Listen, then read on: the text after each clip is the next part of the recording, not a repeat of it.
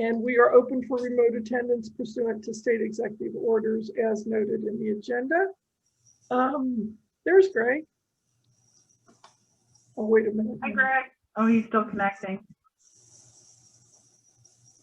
Seems like my internet's been really slow the last couple of days.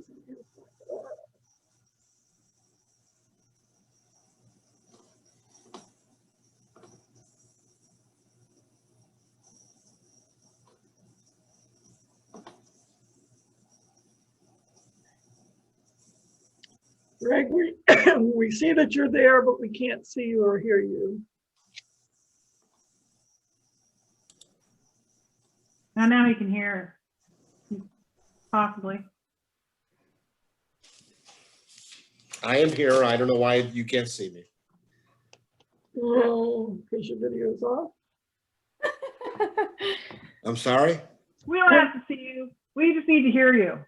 Okay, all right. The video's at the top corner if you feel like it, but if you don't, it's not a big deal. Me too with all the Right. It should be next to the mute and unmute button. Oh, there he is. There you are. There he is. Okay. Well, thank you for being here today. And I just called the meeting to order and noted remote attendance. So what we're ready for next is approval of the agenda. Is the agenda okay? I'd like to make a motion to approve the agenda. I second. Great. And we'll do a roll call. Samantha, Yes. Greg, Yes. Sophia, Yes. Amy, yes. The minutes are attached in the packet. And Rick, thank you for giving us the complete packet once. That's great. The minutes of the September 9th, 2020 meeting are included. Are there any additions, corrections, or can we approve? I was not at the meeting, so I thought it looked fine. I'll make a motion to accept the minutes. I second. Okay, and do I have a second? Greg did. Greg seconded it. I'm sorry, I was frozen. Okay, all those in favor, Samantha, Yes. Greg, Yes. Sophia, Yes. Amy, yes. Okay, public comment. We are open for public comment and written statements to the librarian. Rick, did you receive any public comment? No. None. Okay, and we did publicize this anyway, right? Yes. In the usual manner. Okay, old business, capital needs. I guess we're not doing that at the moment. Other. I will. I do want to mention something on that. There's green as far as the eye can see out I there. saw it. I thought that was worth mentioning. There's some spots, but I can see it. I can It's see actually pretty good. I don't know if you've been in here this week. It's actually pretty Yeah. on both sides now, especially the south side, but the north side is greening up quite a bit too. Yeah. I noticed, I was going to bring that up. I noticed when I was there yesterday that there were spots that the water wasn't hitting. There was definitely mostly green, but there's still some spots. I'm sure they didn't project this kind of drought. Greg, do you have any updates on it? Sorry? Any updates on the landscaping from your? Just that I was by there the other day and I thought it looked better. That looks better. Better. And it's nice to see green things growing in all the parcels, the east or the north, the south, the west, the east. So I was encouraged by that. For as long as it lasts. Yeah. Well, let's hope we have a mild winter and let's hope we have a mild winter and things continue to grow. Snow won't hurt it a bit. Snow won't hurt it a bit. I like it. I hope we get some more rain too. That would help. Okay, is there any other old business? All right, let's go on to the check register. And I noted a couple items just for curiosity, but to start with, Rick, I see that you start off with some of your annual fees for office equipment. I know that's been a contentious matter in the past, so you feel you've got this, you're getting good results from your vendors. Yeah, and those are actually monthly. It's just that the PO is an annual PO for Oh, dollars, and it's monthly. You'll be seeing, and we could talk about when we get to the projection, but we did get the main service agreement that we had been holding out on. We got that resolved. So very good. Okay. And a few lines down is something called Librarica LLC. that's our software that Cassie that controls the public access computers.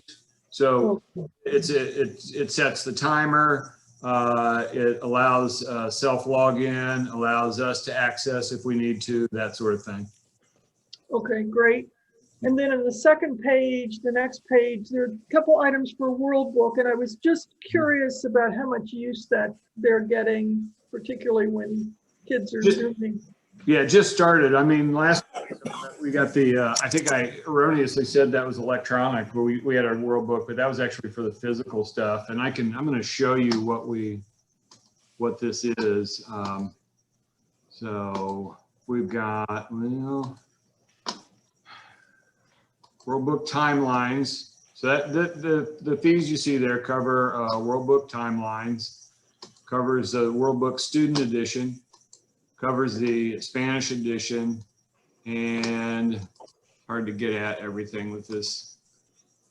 You know, it also covers the children's edition, but I can't get under the, there we go. Nope. Well, I'll get to that, but we just started. So the short answer to your question is we don't know yet. Okay. I have a question on the first page. What was the copier thing? The copy? Watts copy system. That's our Watts manages every copier and printer in the place. So Okay. so we pay a monthly fee, plus we get a certain number of images for free. And then, you know, when we have overages, that's where you'll see some variation. We rarely go much over. And then I have one more question. You on the phone, we had, what was the one right above Verizon? Is that our Let me get to it. phone service in the building? Call one. Let me get to it. I think call one, and maybe I have it on my thing too, but I didn't print it out. I think the call one may be some of the. Yeah, call one. That was the one. So Verizon Wireless, that's our two. We've got that's, well, a lot of that is hotspots. And PTEC. Well, the Verizon I knew was hotspot. So what's call one? Let's see. We're on the same phone system as the city. Greg, is that call one? Is that that's not the local service, is it? Is it? I believe that it is. Yeah. So that's our local service. And long distance for landline, probably. Yeah. Yes. Well, PTEC is the long distance. Okay. And then are we loaning out a large number of the hotspots still? Well, we just got 35 more in, and I'm going to bet that they're going to go out. We're waiting on cases to put them in, and I'm going to bet they'll be out within 2 weeks, probably sooner. I told a friend of mine who's on the board at St. Teresa about the hotspots, because she was saying, you know, there's a few kids at St. Teresa that are scholarship kids that may or may not have internet at home. And I told her to just spread the word among the parochial schools that we have that. Robert just privately texted me. We've already got a pretty big waiting list. So they'll go out pretty much immediately. Okay. So, I mean, you know, we can look at getting some more, and, you know, we consider it again, as we're trying to support homeschooling, not homeschooling, but remote schooling. You know, we're going to consider this a COVID related expense, and hopefully we'll get some reimbursed by the local cures act, but that's only up till December 31st. Yeah. So, you know, then we've got to look at and see, is it something we can sustain? But we made sure that these were ones that we could cancel without penalty if we choose, you know, if we choose to. Yeah. And that's important anyway, if somebody doesn't bring it back. So that's our kind, I mean, the equipment's worth, you know, the hardware for the hotspot is worth nothing. It's the service that comes with it. And Yeah. so that's our way of kind of ensuring we get it back, that after it's, you know, it's overdue and we've told you, you got to bring it back. If you don't bring it back, we just shut it off. It doesn't do you any good.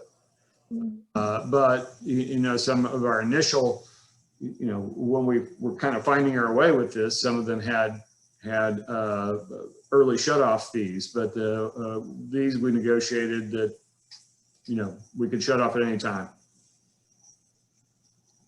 Well, Robert also, he texted me that these are trackable also. Oh, I like that. and obviously a huge need, so Yes, yep. you might all continue to look into further expansion. Yeah, and there's Well, probably some more grant. I mean, some of this is grant paid for, and we could look into if there's more possibilities for that too. And I wonder if just thinking out loud here, if this is something specifically to talk to the foundation about for some sort of special fundraising mini campaign to see if somebody would like to sponsor more hotspots.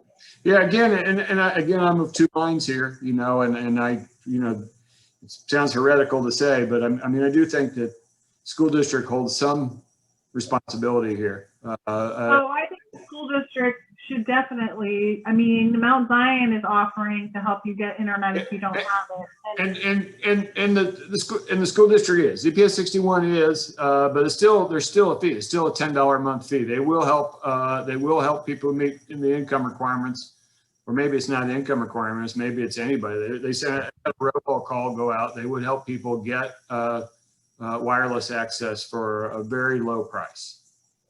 So it's not that I don't mean to imply that they're doing nothing, but all I'm saying is that I don't know about shifting the financial burden of that completely to the I library. guess that's what I was saying was that I didn't want to shift too much of the financial burden to us, because I feel like the school is getting some funding for that, so they should be taking that funding. Right. And that said, the need is broader than simply, you know, elementary school students. So.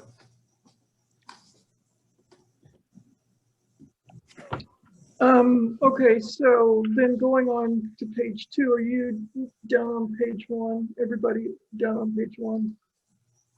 Yeah. Sorry about that. Rick, just to continue the World Book, so are you going to promote to the teachers or the schools that, you know, we've got this available now? Yeah, and we've got a very good, John Shirley is a library assistant upstairs.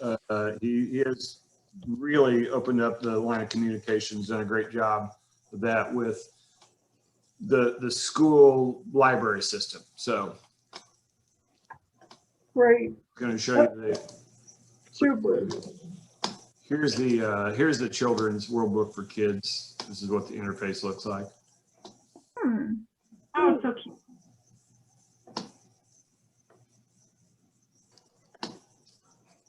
Oh, that's fun.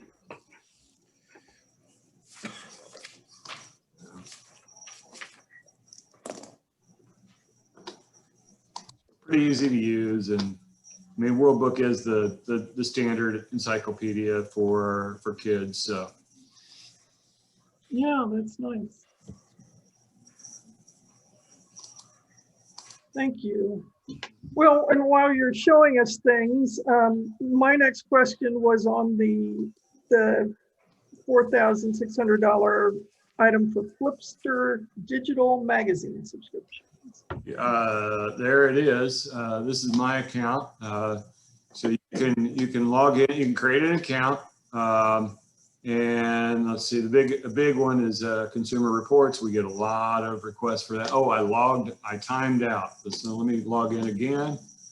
And is the link to this on the main page? Yes, it is. Matter of fact, there's a big banner for it right now. So, Okay. Oh, good. I want to do that now. I know, I'm like, me, get logged Let me into get that. I know. Minimize your screen so I can start logging in. No, I'm kidding. I'll be right back. Exactly. Now, when he puts this Let me- big screen up, it takes over my computer. I'll show you how this works. So that was on our main page. Sign in. Oh, and they're grouped by categories, I see.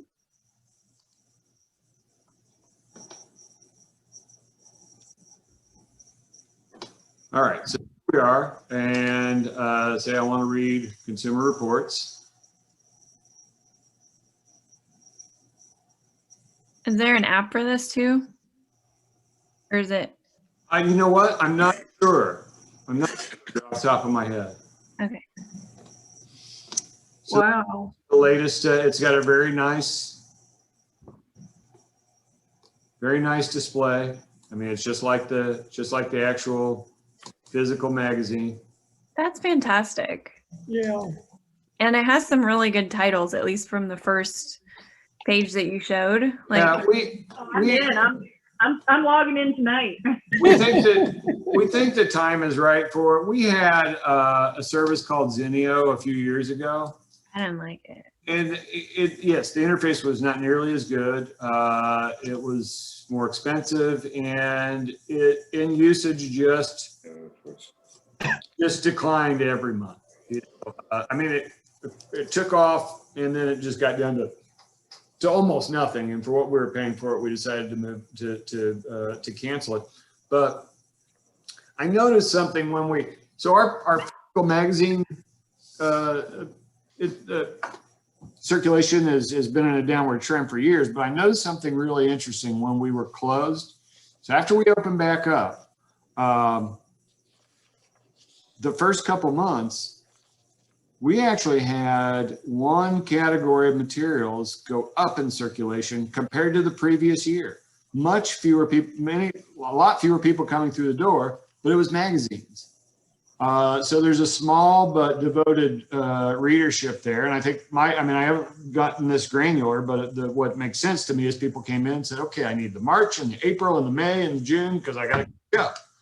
You know, so that circulation got really high for a while. But so there still is a devoted readership. It's smaller, but and if you've ever had like online, you know, you can get a lot of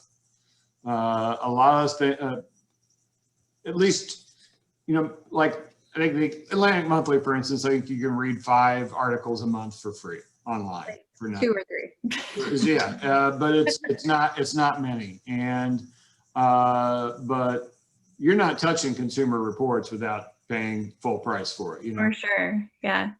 Like Time and Us Weekly, Right. like those are like big, you know. I'm a big fan of Food and Wine and Eating Well too. Right. Hey, Rick, is there any possibility to query the database and send a notice about this to people who've checked out magazines in the past? yeah, I think so, and that's what we're hoping that you know the new software that we've got will do. So that's going to be something that we will be doing in the next month or so. But I'm really also hoping that Casey will make another one of those videos, you know, that we can distribute. And we're also, you know, we've had some glitches, but this is provided by EBSCO, and EBSCO Host has another service that we have purchased. We're honing it right now, but it will eventually be on our home page. There'll be a search, and it'll search everything. It'll search, you know, if you put in it'll search even our program schedule. We're still working out some of the glitches, but it's almost there. So in other words, you're going to be able to just go to the home page, click search, and search everything we have. We've got that, but it's just searching like keywords on the site. It's not searching our Hoopla holdings, our Libby Holdings, all the other apps, but this will do that. So I really want to get started on that, and hopefully it'll be very soon. But that's another way to make. One of my friends was talking about some app that she has that will search all of those apps, and she has her like Decatur Public Library for Hoopla and stuff like that in it. That's, But I don't know what that app is. I can text her. Can you repeat what you said?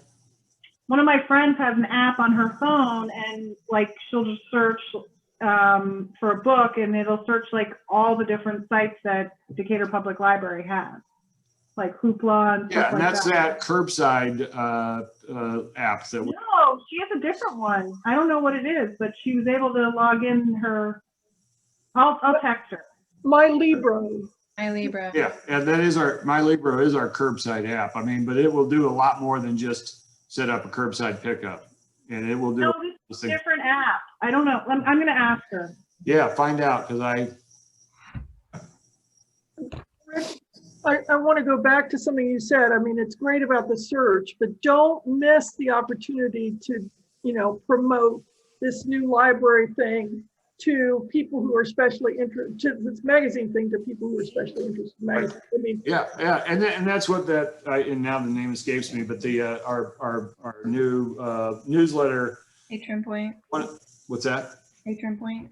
Yeah, what Patron Point does. So we're all, our folks who handle this, Alex and Casey and Katie primarily, and Tabitha, they're learning it, but that's definitely something that we plan to have out in the next few weeks. great. Okay, that's all my questions on the check register. Do any of you all have any additional questions on the check register? No. Greg? I have no questions. Okay, all right, then could I have a motion to recommend this to? I'll make a motion to recommend it to the board. I'll second. I second. Okay.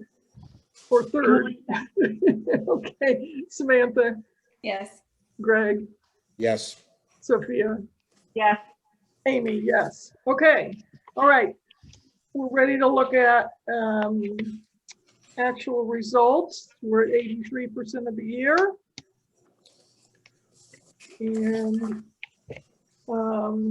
looks like payroll and benefits are running slightly behind, so that gives you a little bit of wiggle room in there.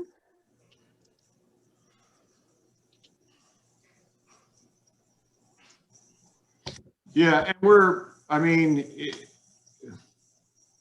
it's honestly, it's hard to talk about this without also talking about the next item, which is the projection, but I'm happy to At the top of the page, you have it's the 2020 budget report, but you still have 2019. Oh, so that's what it was budgeted in 2019, and then the actual year to date, right? It took me a second. No, that should be 2020. That's Okay. Both of those, I Yeah. saw that and I was like, wait, maybe it's because yeah. they made it. I'm giving this to you guys every month, and we finally discovered it in November. But yes, that is correct, and I will make the change Okay. right I now. literally so just we- saw that too, Sophia. I know. I'm like, I was like, well, maybe it's because we made it into 2019. That's what I was thinking, but All right, next month it'll be right. The last one I give you, or one I give you for the year. and then that can last until next November, the 2020, right? okay, so do you think it'll make a more effective discussion if we then also look at the next page? I think for me, it's hard for me to think of this without talking about where I think we're going to land. So, Okay, so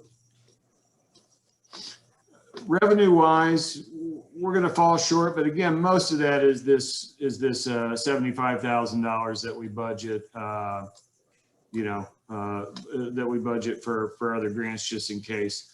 And the state replacement tax, that's not performing. Like last year in October, we received $85,000. We received about half that this year. So that really, that's going to put us in a little bit of a bind. These other numbers are down slightly just because we were closed. You know, Right. that's the whole thing. So that's not that, you know, one, we don't have any control over it, and two, it's not going to be problematic in the least. I'm projecting that we're going to come in. These are worst case scenarios. My brain sees three different ways to project salaries, and what I do is I run all three, and then I take the worst case scenario, and that's what I'm giving you here. That's fine. That's a Yes. perfectly reasonable approach. Yeah. So we're gonna come in just a little bit under the salaries, but where we're really is the medical insurance is going to look a lot better than we had thought, and the IMRF to a degree too. So that's going to put us quite a bit to the good. And some of that is just the slowness. It always takes longer than I think it's going to backfill positions, and also it's senior staff, losing senior staff, you're going to come in at a much lower cost. So as far as operating expenses, so the bottom line here is also quite a bit to the good. But computer software, we just underestimated our needs. Telephone, same thing, because I wasn't counting on all the hotspots. Service to office equipment, I am not 100% sure whether I included, I did negotiate the one service agreement that was a sticking point for me. I was told that I had to keep the agreement that we came to confidential. So I'm not going to mention their name, but it came in 30% of what they had quoted me is what we're going to end up paying. So I can't remember whether I included that in this projection or not. This may end up to be a little bit like more closer to 22 or 23,000 if I didn't. Professional services coming in way under, and that's, because I haven't been on the phone with the lawyer every day.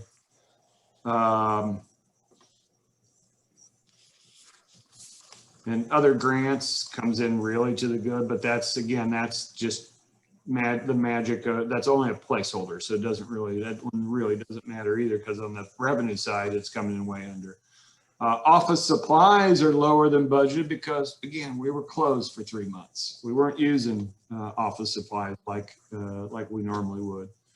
And everything else is, I think, fairly self-explanatory. So I'm looking at that is the number that we may that we'll have in the black at the end of the year, 151, 187. Not bad. In that neighborhood. Good job. The lawyer probably misses you though.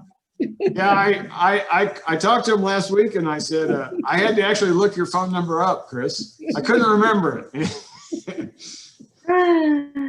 Oh, that's awesome. Oh, good times, good times. Yeah, but it was, that's settled down quite a bit. We're going to have a little bit coming up because we did get funding from the Macon County Mental Health Board to hire a part-time social worker. They will pay the social worker. Oh, great. That's awesome. I like that. All the costs are going to come from the Macon County Mental Health Board, and it is renewable each year.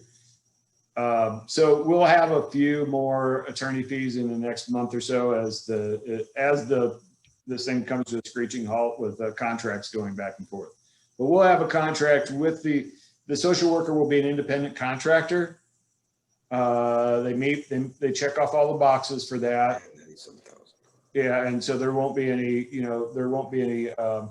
personnel costs for us there. And we will have a contract also with the Macon County Mental Health Board, but I haven't seen that one yet. So we interviewed one candidate yes, well, what is it today? Yeah, it was yesterday. And there was one other person that applied who even isn't even close. So I'm not sure whether we'll interview the other candidate or not. But the first candidate was very good. So Great. Well, this is fantastic. I know from my experience that the mental health board does a tremendous number of good things, and this is really great.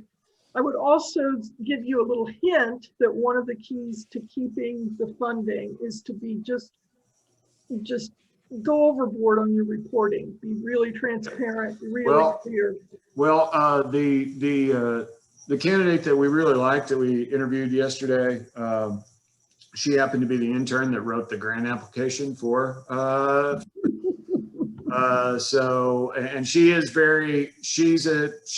looks at things from a very macro perspective. She likes the micro too, but she looks at things from a macro perspective, and she is very data driven. So, and it is part of the agreement, in fact, that there's certain data that we have to report to them on a regular basis. And I have no question, if we do indeed end up hiring, well, whoever we end up hiring, we'll do that. But we know that Jess was very good at that. So yeah, and don't shirk on any of it. You know, go even overboard. I would love personally as a board member that after she's been at it for 3 months or so, that we invite her to the board to do a little presentation on how it's going. Absolutely. One of our challenges is going to be to look at finding a good space for her.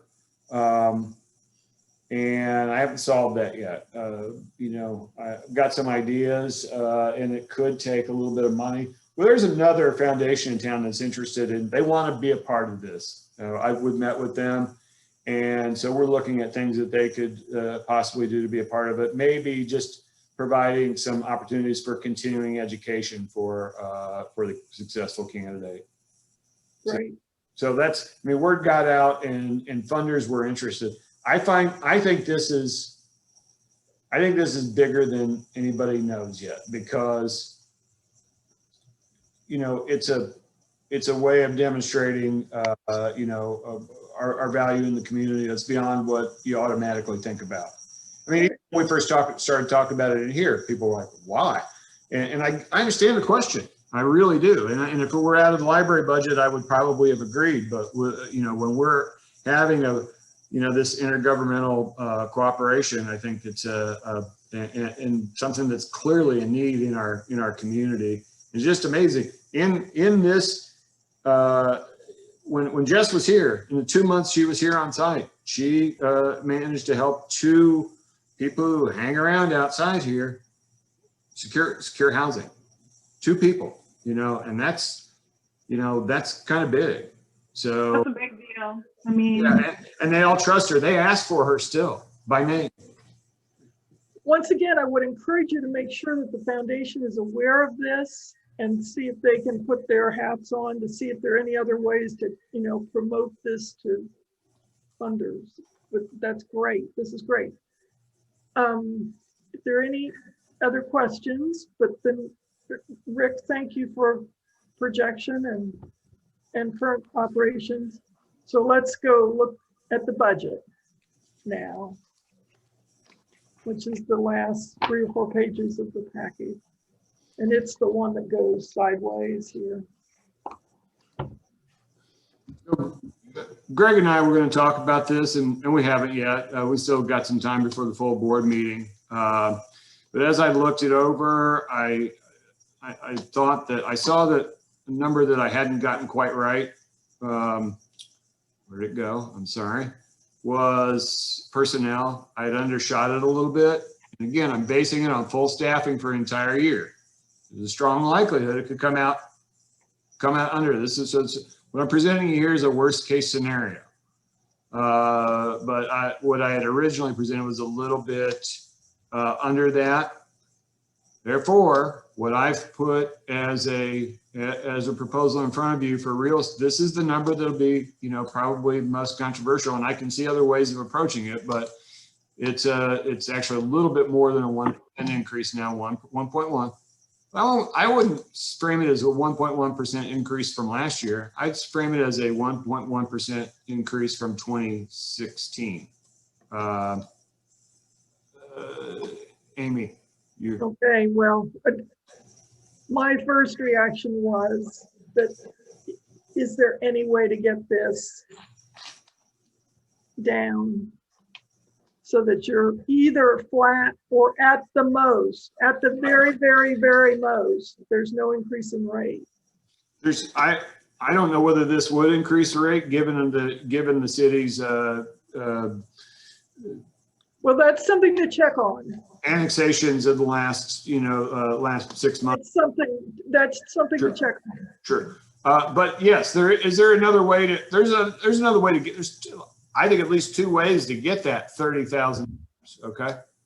I don't see a way right now, I mean, in cutting it, but we've got 350,000, I believe, in the reserve fund.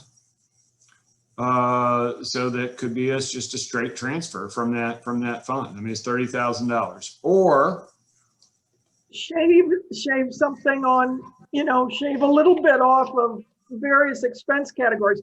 I'm just thinking that if you could get it 0, the discussion at the city council might be a minute and a half.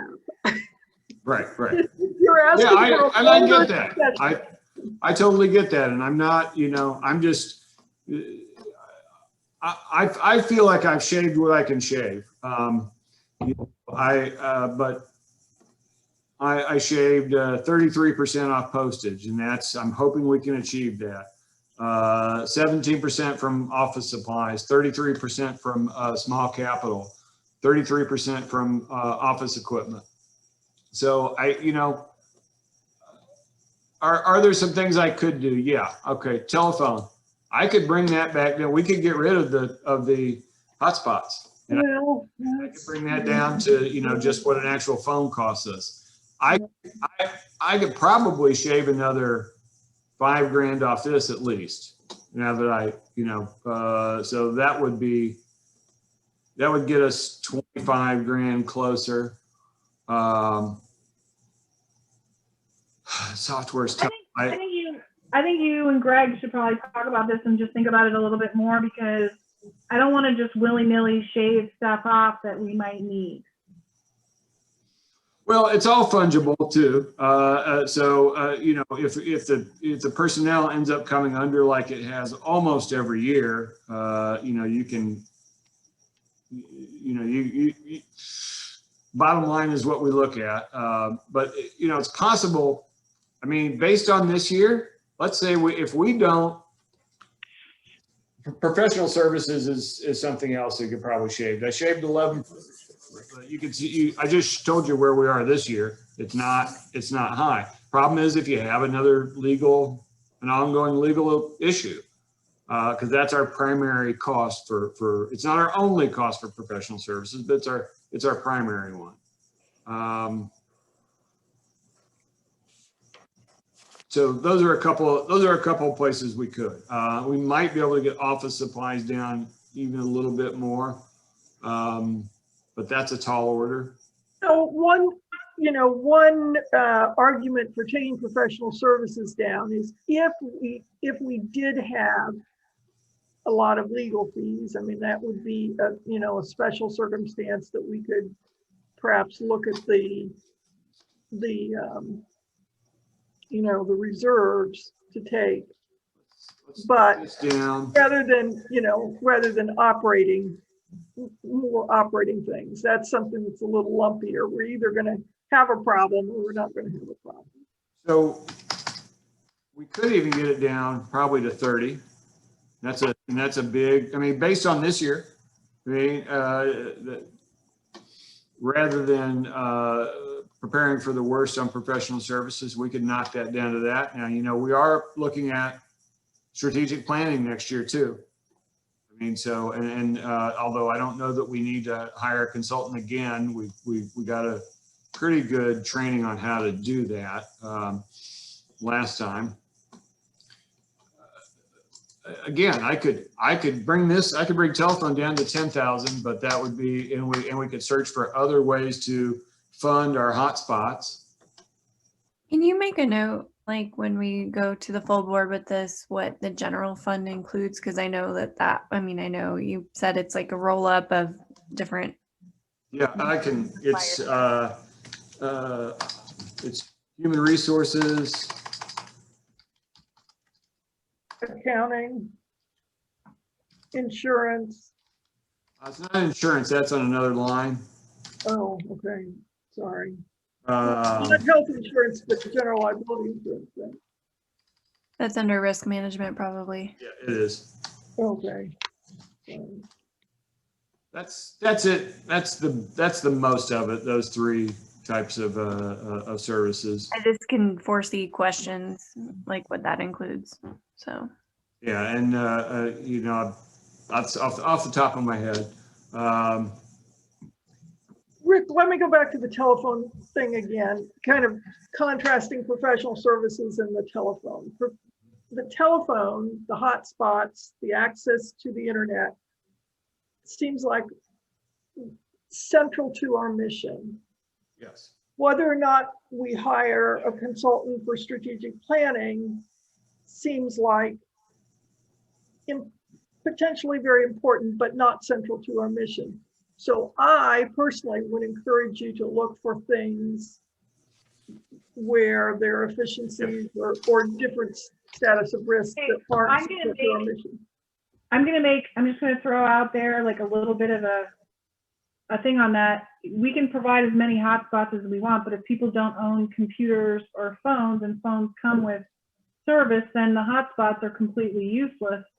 And I think right now, because a lot of the schools have sent home kids with computers and things like that, the hotspots are really worth it, or people have old phones that they didn't get new service on, they need the hotspot.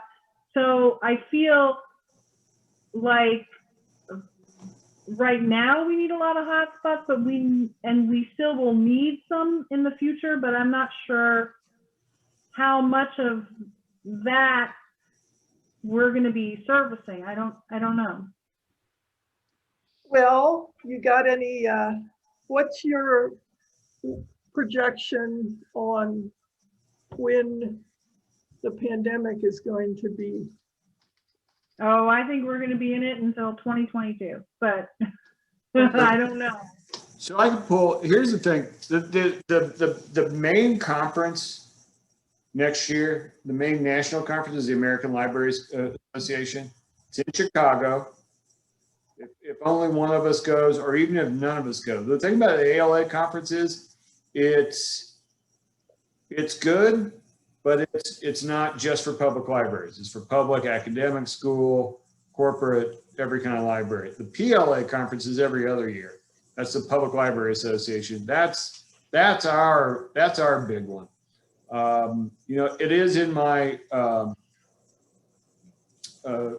job description to go attend national conferences, but it doesn't say every single year.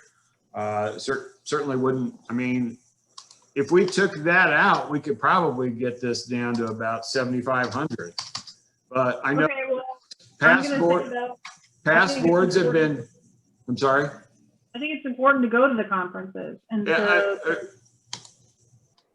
yeah, I mean, past boards I mean, this number was 3,000 when I started here, and it was at the direction of the boards that we worked it up to. At one point, it was $20,000.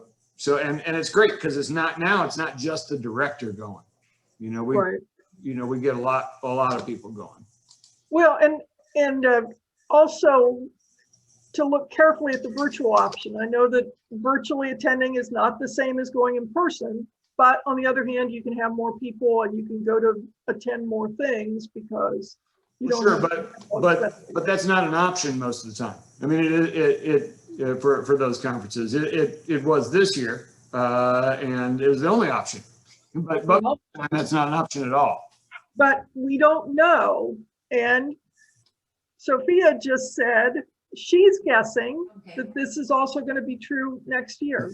So I wouldn't be a bit surprised. I wouldn't be a bit surprised. And it's cheaper. It's cheaper not just because you don't have a hotel and a travel. The registration is also cheaper. So I mean, yeah, it's important to attend, but I mean, I think we could at least get it down to 10,000, maybe even 7,500. But getting it down to 10,000, then we're looking at 2,852. Okay, and we still have a balanced budget, barely $140, but it's still asking for 10,000 more dollars. And the other thing that I was going to ask Greg about, because I don't know that I've ever completely wrapped my head around it. So can this surplus that we're projecting, can some of that be put into the next year's operating budget, considering the fact that our working cash fund is fully funded? Can I make some comments? You can. I love them. I mean, first of all, I trust Rick Meyer. And I trust Rick Meyer in the expense budget that he's prepared is his best estimation of the cost that's necessary to run the operations of the library in 2021. We can talk about do we cut something here, do we cut something there, but I trust Rick to say that these are the expenses he needs. Second, the revenues that have been projected in this material, unfortunately, I believe are overstated, mainly because the tax levy. We've been having sideline discussion with the council. There is absolutely no appetite to increase the tax levy. There'll be organic growth. We predict, but we're not certain it will occur. But because of pension funding, police, fire, the tax levy for the library is going to stay at $2.9 million even. Assuming a 98% collection rate, which has been this historical, is we're not going to get $2.872 million as real estate tax revenue in the library. It's going to be less than that. The PPRT revenue that the city's projecting, I believe, what's in the budget right now that Rick's prepared is a little bit overstated. At the end of the day, where Rick's got a budget right now that says a surplus of $5,000. At the end of the day, based on how I see things, how we're projecting things, with Rick's expenses, we're going to have a deficit of like $67,000. Personally, I don't have an issue with that because we have cash reserves, and if we determine as a board that the expenses that Rick's defined are necessary to run the library as he sees fit and the board approves, we have the cash reserves to sustain this in the near term. If revenues continue to be an issue long term, then we'll have discussions to occur longer term. But my opinion is, from the standpoint of the 2021 budget, that the way the budget's prepared,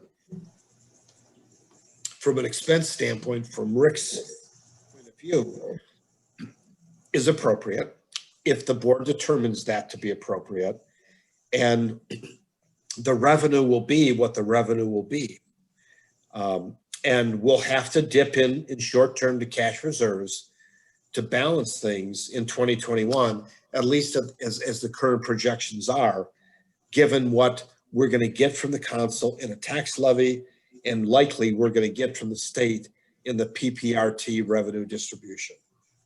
Greg, do you have that number to hand? What you think that what you're projecting for PPRT for 2021? Yeah, it's Rick, it's $259,920. It's about $40,000 less than what you have in this document. And the real estate taxes are $30,000 less than what you have in this document. Rick, let me interrupt here. Could you please stop screen sharing so we can see each other better? Thank you. I definitely support what Greg is saying, and essentially what we're doing is taking this year's surplus and using it next year, and that makes a lot of sense. Greg, can we take the surplus from this year and add it to next year? Well, that's just how it works. That's just how the math works. Having this as a deficit essentially does that. Yeah, exactly. I would continue to, yes, I support Rick. Just encourage Rick to look at any things where there's a little bit of shaving possible, things that aren't on the main thing. But Greg, that is super helpful. So we're looking at, just to reiterate, so we're looking at that the top line is exactly the same, needs to be exactly the same as this year. And no, I think you said 30,000 less. Well, 30,000 less than what I presented, which was so same as this year. Okay. And then the PPRT is 259,920 versus your projection of 301. Right. Okay. So the thing that I'm not getting is that I know that we have money set aside, but then there's the 151,000 from this year, and does that roll over? It rolls into a savings account, essentially. The fund it rolls into is like a savings account. And so essentially we're I thought we said that was fully funded. It's not fully funded? It is. You can put more in it. Okay. And That's where I was. By fully funded, what I mean is we're not going to run out of cash. Yeah. And so essentially, when you're projecting a deficit budget, you're saying we're going to use, 98% of our operating expenses are going to be covered by current revenue, and the other 2% we're going to take out of our savings account, which we add. Exactly. Yeah. Yeah. So, I mean, I agree. I agree with everything that's going on. I would also charge at least the staff, like you guys, to be creative with, like, if there are things that could be funded by grants, and I know it's a lot of work for some things, like especially the bigger ones, but if there are things that could be taken care of, with that particular line item, I know we don't typically use it, but if there are things that we are thinking, maybe we can outsource, get some help from some of our community, or, to help us write those grants. And yeah, and grants are typically for the above and beyond stuff. I mean, it's typically not for what's part of your operating. There are some exceptions to that, but and we can make the case that things like hotspots are above and beyond. Right. I think, and Robert wrote a successful grant for some of the hotspots that we currently have. So that is a fairly promising avenue, I think, to continue to look for funding for. I might be able to find some grant funding for the internet access. It's not going to be it's not a huge savings. It's not a huge cost, but we can definitely do that. But I mean, like you said, we just want to make sure the benefit outweighs the cost too. Yeah, absolutely. And I as far as the internet access, that grant is incredibly time consuming, but there's a guy that will do it for a portion of what you get. There's a guy down in Fairview Heights that back when it was a much better grant for us, saved us $12,000 a year, he would do it for $1,000. We stopped doing it because they cut out telephone service portion of this grant. And now it's just internet access, which isn't nearly as costly for us. But I talked to him recently, and he said he would reduce his costs substantially because the pay up to us would be much less. So I might look into that too. But again, it's not a huge amount of money, but we can look at those things. Yeah, and I mean, like a lot of our staff, they're scrappy and they can, make do with some stuff, and they've been going through things. So office supplies, maybe people have stuff in their desk or. And we've outsourced, and we've done some outsourcing. We used to every sticker, every piece of tape, every clear, everything on all of the stuff we put on a library book, we did it ourselves, and we don't do that anymore. Most of it comes like this. And they can actually do it cheaper than we can. So we saved a lot of money. We saved a lot of money with that. We do some of it still because there's some of it we want done completely our way. We've cut down on the mending we do. And that actually saves money. I mean, people think, well, mending saves money. It's really the other way around for the most part. There's certain things, in most time it's a cost. So we found, of course, things are done differently during COVID, unfortunately, but there are lots of opportunities to save money with the self-service model, and we have done so. I mean, we've got some costs that were personnel costs that reduced because of that, just not backfilling positions.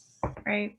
We've got I don't want to nickel and dime, but it's all kind of helpful, and it is mindful of what you have and what you use. And I mean, it's with any business, any household, so.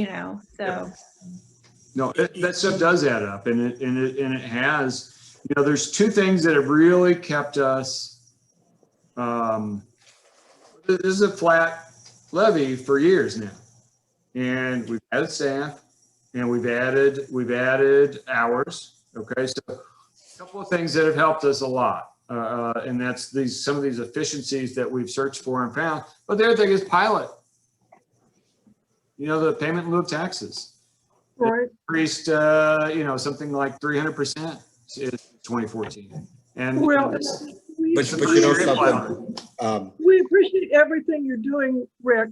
Absolutely. Just want to point out, in the long term, this is my usual voice of doom here. This is a falling population community. Sure.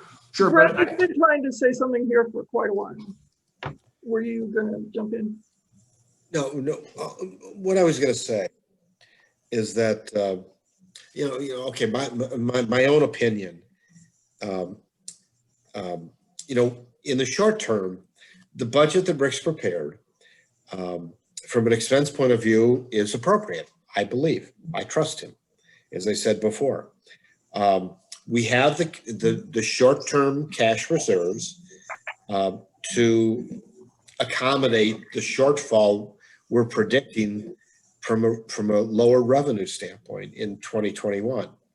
But it's so we can survive in the short term, but the longer term issue, is it's back the property tax levy is the primary revenue that's funding the library, and that's something that we as a board have to figure out how we approach that to the city council, because the city council, I mean, we've had a flat tax levy for the library for several years now, probably 5 years, but yet there's been inflation. Costs have gone up, but we're getting less money from it's eaten into the tax levy, that the money we get from the tax levy and what we can do with that money. And somehow we as a board need to determine, how do we lobby the council that we need more funding? We need to increase the tax levy, or we need to find other funding sources. Or if the council is not going to provide that and we can't determine that, does that mean that the library has to shrink?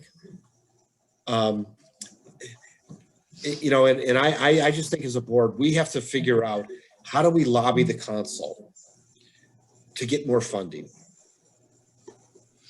Yeah, and I think because state resources are going to dwindle too. I mean, my sources are telling me that Governor Pritzker ordered 10% cuts across the board for the next fiscal year if the amendment didn't pass, and it didn't, and then another 10 to 15% for the next fiscal year. It will, so that's not a huge portion of our budget, but it's not nothing. I mean, that's the PPRT and the per capita grant. Right. So that's and what may have been missed, and I wasn't simply touting where we've shaved and what we've cut. That wouldn't have amounted to much if we hadn't had substantial growth in pilot. That has kept us afloat. I mean, it's been Yes. That's been like 300% since 2014. Well, the pilot concept that we introduced 6 years ago, 7 years ago, whenever it was, that's been the savior, in my opinion. That's been the savior to the library. Yeah, I'm not trying to tout just what we did. This thing I had nothing to do with. We had nothing to do with. This was tremendous growth. When I started in 2014, we got $174,000 in pilot funds. It's nearly 600,000 this year. Right. And next year is the first year at flatline. And for the board to understand what the pilot is, PILOT, payment in lieu of tax. It's a common local government approach to funding. And what we did 7 years ago in the city of Decatur is basically we said that the water utility, the sewer utility, the stormwater utility of the city of Decatur are not public enterprises. They're public entities, public governmental entities. And therefore they're paying no property tax to the city. So if they were a private enterprise, like in Springfield, like in Champaign, like elsewhere, they would be paying property taxes. So we implemented a concept, legitimately so, that basically the water utility, the stormwater utility, the sewer utility, they're paying property taxes to the city through this pilot that allows us to take that money and give it to the library for funding. Okay, so the pilot approach is been a savior, to our library, but at the same time, one of the main reasons the pilot revenue has increased so much is because the city did a $90 million dredging of Lake Decatur. This is part of the equation that's allowed the pilot funds to increase for the library. Dredging project is over. We're not going to see the continued increase in the pilot funds that we have in the past because the dredging project is done. So I believe we need to figure out as a board, how do we lobby the council Let me make for further funding? Yeah, let me make a suggestion here. So why don't we plan to put this on the agenda for January, or early January, and that when this goes to the council, that we listen very carefully for text and subtext about what's being talked about, and that we specifically set aside some time to do that kind of brainstorming, because I think that that's super important, and it makes a whole lot of sense to do Well, I that. think this needs to be in conjunction with making future plans for the library as well, like what we are envisioning of our library becoming or transforming into, because that will also dictate how much money we need or don't need. Well, and we also have to use our connections within the community as board Yes. members to Yes. talk to those people that we know on the council, or, you know, just show the benefit that people get from the library. We need to enlist our super users and have them help, you know, because some of those people know, I mean, some of those people are super users. So, I mean, it's, And I think that we should do all of that, but let's first listen very carefully to how they present the challenges that they're going to be looking at, you know, not just for library, but for everything in this budget cycle, but, you know, listen for text and subtext. yeah. And that makes a lot of sense. So Rick, will you help us remember to get that on the agenda? Yep. Okay. On that same note, I'm going to a fundraising library webinar tonight, so. Great. I can't make it because I have. Make a list of good ideas. It's fine. Here's the thing, the thing I always have to, when we think fundraising is the answer to our problems, that's where and grants, that's where I have to stop, because that's how you get your levy cut. Oh, yeah. Right. That kind of stuff has to be for the icing, not for the cake. Right. Cake Yeah. needs to be, you're a public institution, the cake needs to come from that line primarily, to continue to be a public institution. That stuff's important. It's really important, so you can do the extra stuff, so you can go that extra mile. But this day-to-day stuff, it's really important that this public institution and that we keep it that way. Okay. No, I agree 100% with If that means part. we have to cut, and if that means we have to shrink services, and that's what our public wants, and that's what we do. Mm. But if we you know, believe otherwise, and some of us get, well, I don't know what the census is going to say, and that's going to be really interesting. And I don't know whether you know, Pritzker is going to say we're going to address the whole budget now that we didn't get our golden egg. We're going to do it all through cuts. There may be, you know, I mean, there's nothing that says they can't raise the flat tax, you know, in the Constitution, is there? That's probably going to go up, and you know, there could be other ways that they address it. I don't know. Maybe IMLS will be, you know, if we have an educator in the White House again. So the Institute for Museum and Library Service, maybe there'll be more money coming from there. Okay, let's, this is all super important, but let's put it off to January. Can we end this section? I know it says action, but we've given you some notes essentially, Rick. So we know that the budget that comes to the board meeting next week is going to look a little different than the one you've given us. So Yep. can we just give you our sense of our notes, and then you're going to? Yeah, I mean, I've already made some adjustments in the spreadsheet, and I'll see where else we can possibly, you know, make some cut, but we're not going to make up, you know, I don't think at this point we're going to make that shortfall up. Right, and that, to Greg's point, it's going to be okay to have the shortfall. With the revenue. Yes, absolutely. Yeah. Okay, so that ends the budget item. I just want to bring up, I have another question on new business. So, and not to have a complete long discussion, but what is the immediate outlook for closing or not closing? I've seen one library, New Berlin, has gone to curbside only. And Argenta Oriana closed both branches recently due to a staff member testing positive. I can tell you that there's another larger library in Central Illinois that had a staff member test positive, and they did not close. I don't think it's an automatic. And I also think that, you know, the larger your physical plant is, the less necessity there is of that. God knows, I hope it doesn't happen. And if it does, we'll just follow the health department's lead. Our foot traffic, I'm sorry, I don't have the numbers in front of me, but our foot traffic is definitely down. I think because people are becoming more hesitant to go out again. But on the other hand, the curbside is increasing. So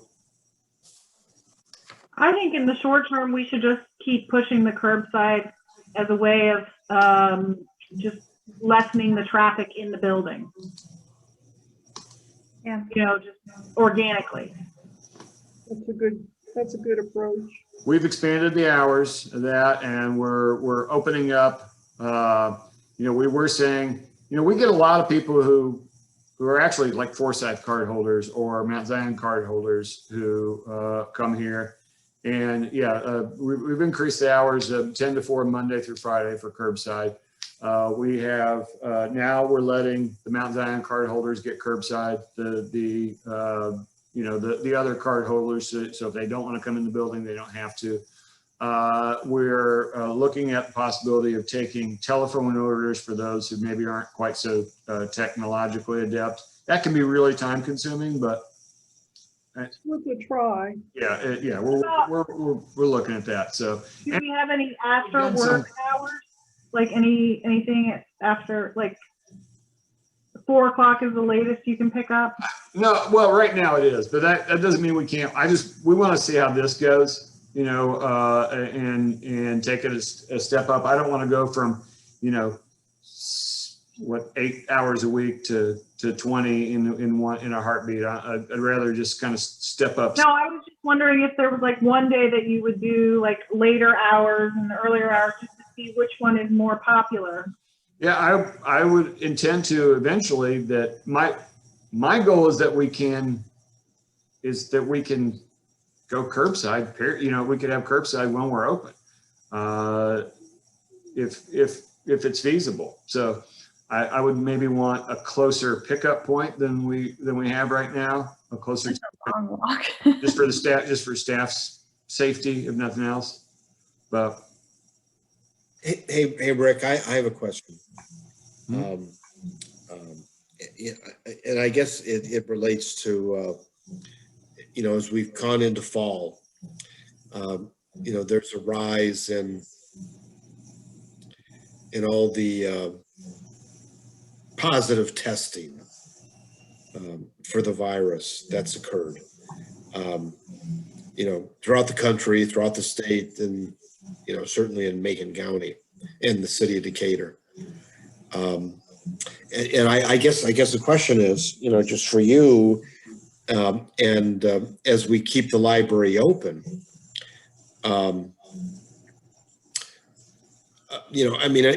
what's the risk to our employees, Right. to your employees, and what's the risk to patrons coming in, and I don't know. What's your comments on all that stuff? And are we getting closer? With Pritzker's deciding things or issuing mandates, as I understand, Macon County and the city of Decatur hasn't necessarily determined whether they're going to abide by those mandates and so on. But I don't know. My just personal sense is things are only going to get worse before they get better. yeah, So what are you thinking? here's my view on mandates. We could be stricter than the mandates, but we can't be looser than the mandates. So we've been stricter than the mandates all along. Going to tier 1 mitigation, we were already in front of. Yeah. So we're not having. I've not allowed a group of 25 to meet in the library. And that was and that's what it moved down to. It was up to 50, and I just. Right. I didn't even allow 25. We were not comfortable with that. So we've been stricter every way. And I don't think there's any way we can, as a government institution, go looser than what the governor of the state is saying. That's my view. Well, and Greg, in addition to the terrible positive numbers, we've got, our health capacity, our hospital capacity. Our hospitals are at capacity right now. Capacity. So, sorry if you break your leg, you know? But, you know, I mean, we're still open. We still have patrons coming in. I mean, should we think about? Well, we had a meeting about it, and I don't think you were there, but we did change some of the things. Like we got Okay. rid of all the chairs on the floor, so you cannot sit there. We lowered the amount of time that you could be on a computer. There was a whole bunch of things Yeah. that we did just to sort of mitigate the risk a little bit to our employees. Well, should we do temperature testing? You know, should we do temperature testing to patrons? For patrons, I don't even know if we can, honestly, but maybe we can. I mean, we've focused on staff and we've focused on staff behaviors, but it's certainly, you know, I mean, our attorney tells us if somebody's here sneezing and coughing, we can ask them to go, and we probably should. We've cracked down on mask wearing. We've cracked down on social distancing, and we're seeing a decline. I don't know. You ask what the risk is. I don't know. None of us do. From a medical perspective, from a legal perspective, I've told if we're taking if we're taking reasonable precautions, nobody knows. So there's probably no legal risk, but that's the smaller of the two concerns. The bigger concern is the medical risk. And my sense is we've had probably for the last 6-7 weeks, we've had at least one person quarantined a week, sometimes more than one, due to either exposure or symptoms. No one so far has been positive, and we're really grateful for that. Yeah. But Rick, we're kind of, at least myself, I'm kind of facing the same thing in the city. That, I mean, a lot of my staff does customer service. So to provide customer service, I mean, effectively it's determined we all have to be there. And that brings an element of risk, you know, as people come in from, what did they do on the weekend? We don't know. And you know, and their exposure to their families and things like that. And we've had some COVID issues, just like you had. And it puts a burden on the ability to perform the service, the customer service. But I guess I'm thinking, I don't know what the right thing to do, but it's like, how do we protect ourselves? How do we protect our employees? How do we protect our patrons? have you had a chance to be in here since COVID? Have you been in the physical? No, I've not been in the building since COVID. So I mean, the biggest change you would notice is we have plexiglass barriers. Yep. At all service points, and everybody's masked up when you're working. When you're working in the public part of the building, you're masked up. In fact, if you're walking around the building, even in the non-public part, you're masked up. And we have tape on the floor that's 6 feet from every desk so that people know you can't get any closer than this. We doubled down on the enforcement of the masks as we mentioned. Yeah. We're doing the twice a day questionnaire with staff. Hey, do you have this symptom? Do you have that? And we've sent people home because of those. You know, it's not just an exercise. We have sent people home because of those. Wait, I'm sorry. That's basically it. What we're. Yeah. I have to go because I have class in a few minutes. I do want to say I understand all of this. I understand, like, it is. I mean, we can't make a decision now anyway, but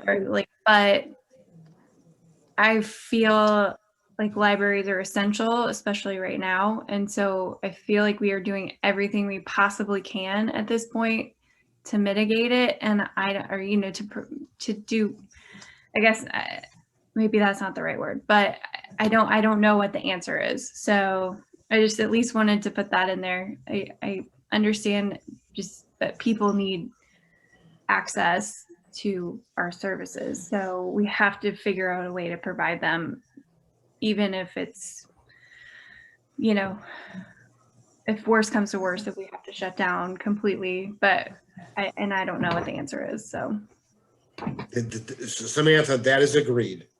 That's agreed. Yep. It's an essential service that needs to be continued.